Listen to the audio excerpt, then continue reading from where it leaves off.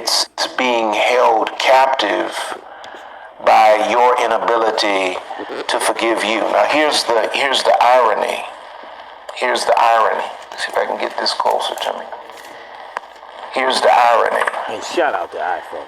You can forgive everybody else. Leading all tech companies, but we got to see what Elon Musk You can forgive all fall or next fall or something that did you wrong. Let's check it out. You can forgive the worst of people, but you can't seem to forgive you.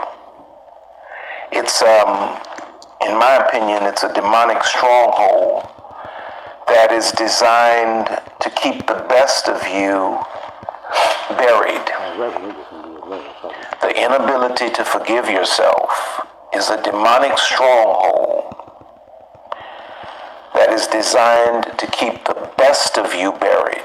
You will never see the best version of yourself until you can look yourself in the mirror and say, yeah, I did that,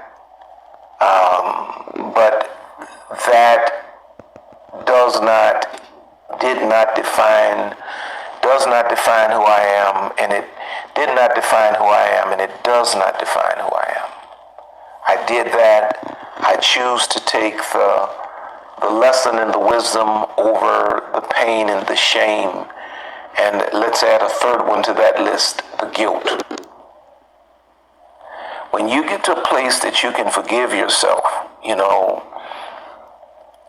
you then tap into your true superpower, and you simultaneously take away the power that the world would exercise over your life.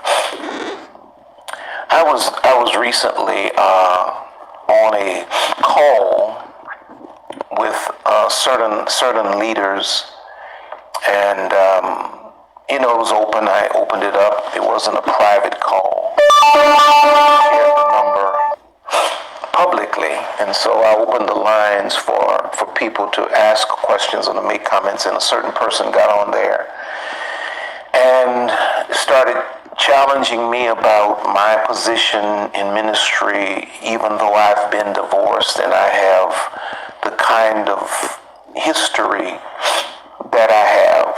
Number one, that history is when I was a very young man. But number two, which is definitely the most powerful piece of this, is that you can't shame a person that has forgiven himself or herself. How can you shame a person that knows they've been forgiven by God, has forgiven him or herself, and does not live to prove anything to anyone? I'm not a politician. I'm not trying to win anybody